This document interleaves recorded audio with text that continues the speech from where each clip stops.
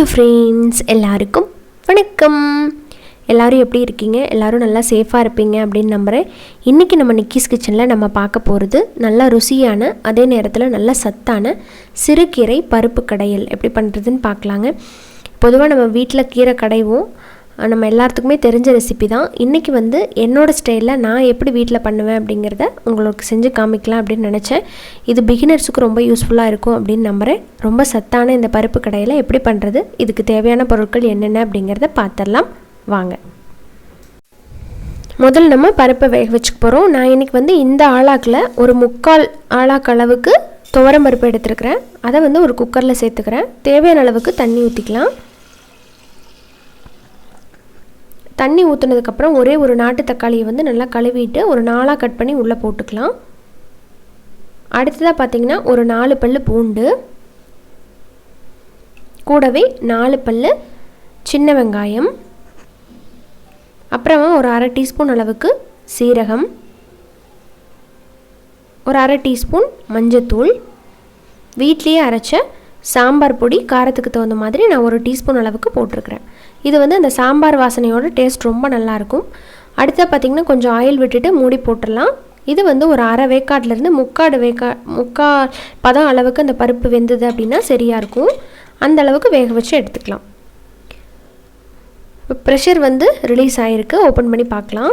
இப்போ பார்த்தீங்கன்னா பருப்பு நல்லா வெந்திருக்கு. உங்களுக்கு பார்க்கும்போதே தெரிஞ்சிருக்கும். 1/2 வேக்காடை விட கொஞ்சம் அதிகமாகவே வெந்திருக்கு. பரவாயில்ல, கரெக்டாக இருக்குது. குக்கரில் வெந்தால் ரொம்ப குழஞ்சி போயிடும் அப்படின்னு நினைக்கிறவங்க நீங்கள் சட்டிலேயே கூட போட்டு வேக வைக்கலாம். 1/2 வேக்காடு அளவுக்கு நீங்கள் வேக வச்சுட்டு அடுத்ததாக கீரை சேர்த்திங்கன்னா சரியாக இருக்கும்.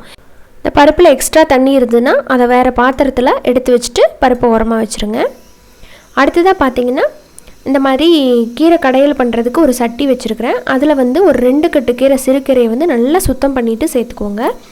இந்த மாதிரி சட்டியில் பண்ணும்போது தான் உங்களுக்கு கடையிறதுக்கு மத்து வச்சு கடையிறதுக்கு ஈஸியாக இருக்கும். அதுக்காகவே இந்த சட்டி மட்டும் எப்பயுமே நான் வச்சுருப்பேன். இது இன்னும் மண் சட்டியில் பண்ணால் ரொம்ப நல்லாயிருக்கும். மண் சட்டியை யூஸ் பண்ணுறது, அப்புறமா அதை பாதுகாப்பாக வச்சுருக்கிறது கொஞ்சம் சிரமமாக இருக்குது. இதோட 2-3 வாங்கி உடஞ்சிருச்சு, அதனால் நான் அது வாங்கிறதில்ல.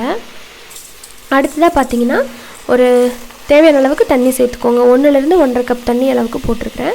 இதில் பார்த்தீங்கன்னா 2 கட்டுக்கீரையை நான் முழுசாக சேர்த்துருக்குறேன். நான் 4லேருந்து 5 பேர்த்துக்கு பண்ணுறதுனால இந்த அளவில் பண்ணுறேன். அடுத்த இதை ஒரு கரண்டி போட்டு நல்லா மிக்ஸ் பண்ணி விட்டுடலாம். இது குறைஞ்சது ஒரு 5லேருந்து 7 நிமிஷத்துக்குள்ளேயே சூப்பராக வெந்துடும். ஸோ இப்போ பாருங்கள், நல்லா வெந்துக்கிட்டு இருக்குது. இந்த டைமில் ஒரே ஒரு பச்சை மிளகாயை உள்ளே போட்டுடலாம். இந்த பச்சை மிளகா அவசியம் சேர்க்கணும். அப்போ தான் அந்த கீரையோட வாசனையே அருமையாக இருக்கும். நான் பச்சை மிளகா போட்டும் பண்ணியிருக்கேன், போடாமையும் பண்ணியிருக்கேன். பட் போட்டு பண்ணுறது இன்னும் நல்லா டேஸ்ட்டாக இருந்தது. இப்போ அடுத்ததாக பார்த்திங்கன்னா கரெக்டாக ஒரு 7 நிமிஷம் ஆகிருக்குங்க. இந்த கீரை எல்லாமே நல்லா வெந்திருக்கு. தண்ணி பார்த்திங்கன்னா கொஞ்சமாக தான் இருக்குது. முடிஞ்ச அளவுக்கு கரெக்டாக இருக்குது. ரொம்ப தண்ணி எக்ஸ்ட்ராவும் இல்லை, அதே நேரத்தில் பத்தாமையும் போகலை. நம்ம ஊற்றின தண்ணி சரியாக இருக்குது. இப்போ அடுத்ததாக பார்த்திங்கன்னா பருப்பு மட்டும் எடுத்து வச்சுருந்தோம் இல்லைங்களா, அதை அப்படியே இந்த டைமில் உள்ளே ஊற்றிடலாம். ஊற்றிட்டு இந்த பருப்பு அப்புறமா இந்த கீரையோடு சேர்த்து இன்னொரு 5 நிமிஷம் போல் நல்லா வேக வைக்கணும். அப்போ தான் ஒன்றோட ஒன்று மிக்ஸ் ஆகி டேஸ்ட் ரொம்ப நல்லாயிருக்கும். இப்போ அதுக்குள்ளே பார்த்திங்கன்னா ஒரு தாளிப்பு கரண்டியில் கொஞ்சமாக ஆயில் போட்டுக்கிறேன். இதுக்கு கொஞ்சம் பொருளையெல்லாம் தாளித்து கொட்ட போகிறோம். இப்போ இதில் கொஞ்சம் கடுகு, நான் கொஞ்சம் கடுகு அதிகமாக சேர்த்துட்டேன். நீங்கள் இன்னும் கொஞ்சம் கம்மியாக போட்டுக்கோங்க. கடுகு நல்லா பொரிஞ்சதுக்கப்புறமா இதில் உளுந்து பருப்பு, கண்டிப்பாக உளுந்து பருப்பு சேர்க்கணும். அப்போ தான் வாசனை சூப்பராக இருக்கும். உளுந்து பருப்பு சேர்த்து இதை லைட்டாக செவக்க ஆரம்பிக்கல. காஞ்ச மிளகா உங்களுக்கு தேவைன்னா போட்டுக்கலாம், அப்படி இல்லைனா விட்டுறலாம். நல்லா ஒரு கைப்பிடி அளவுக்கு சின்ன வெங்காயத்தை பொடி பொடியாக கட் பண்ணி சேர்த்துக்கோங்க. கூடவே ஒரு 10 பல் அளவுக்கு பூண்டு மஸ்ட்டுங்க. நிறைய போட்டோம்னா தான் நல்லா டேஸ்ட்டும் நல்லாயிருக்கும். உடம்புக்கு இந்த டைமில் ரொம்ப நல்லதும் கூட.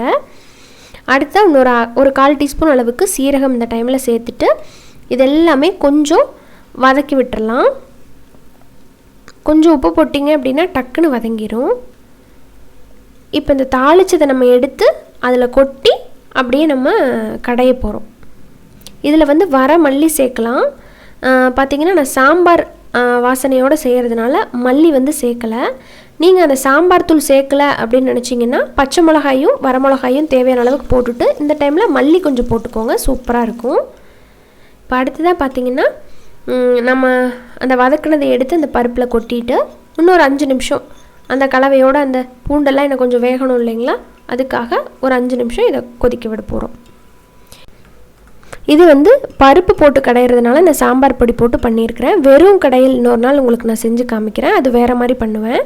இப்போ பார்த்திங்கன்னா தேவையான அளவுக்கு உப்பு சேர்த்துட்டு மறுபடியும் ஒரு 2 நிமிஷம் போல் இதை மிக்ஸ் பண்ணி விட்டு கொதிக்க விட்டுட்டு நம்ம எடுத்து கடைய வேண்டியதுதான்.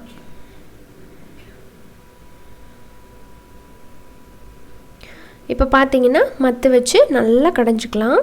எக்ஸ்ட்ரா எடுத்துருக்கிற அந்த பருப்பு தண்ணியோ அப்படி இல்லைன்னா கீரையில் எக்ஸ்ட்ரா தண்ணி இருந்துன்னா அது ஒரு குண்டால் வடிகட்டிக்கோங்க. வடிகட்டிட்டு உங்களுக்கு எப்பப்போ தேவையோ கொஞ்சம் கொஞ்சமாக உள்ளே சேர்த்து இந்த மாதிரி மத்து வச்சு நல்லா இந்த மாதிரி கடைஞ்சி எடுத்துருக்கோங்க. தரிசாக இருந்தது அப்படின்னா டேஸ்ட் நல்லா இருக்காது. இந்த மாதிரி மிக்ஸ் ஆகி நல்லா கொலன்னு இருந்தது அப்படின்னா சுட சுட சாதத்தோட ஒரு அப்பளம் அப்படி இல்லைன்னா ஏதாவது வடகம் இந்த மாதிரி வச்சுட்டு இதை சாப்பிட்டிங்கன்னா சான்ஸே இல்லை, செம்மையாக இருக்கும்.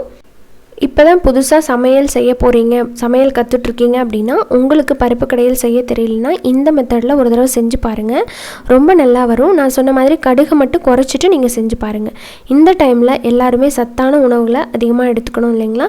இது உங்களுக்கு ரொம்ப பிடிச்ச ரெசிபியாக இருந்திருக்கும் அப்படின்னு நம்புகிறேன். இந்த வீடியோ உங்களுக்கு பிடிச்சிருக்குன்னு நினைக்கிறேன். இதே மெத்தடில் உங்களுக்கு கிடைச்ச எந்த கீரையை வச்சு வேணாலும் நீங்கள் பண்ணிக்கலாம். செஞ்சு பார்த்துட்டு மறக்காமல் எனக்கு ஃபீட்பேக் சொல்லுங்கள். இந்த வீடியோ பிடிச்சிருந்தது அப்படின்னா மறக்காமல் நம்ம சேனல் நிக்கிஸ் கிச்சன் சப்ஸ்கிரைப் பண்ணிவிட்டு கூட இருக்கிற பெல் ஐக்கானை கிளிக் பண்ணுங்கள். இன்னொரு இன்ட்ரெஸ்டான பதிவோட உடனே பார்க்கலாம். Stay home, stay safe. நன்றி, வணக்கம்.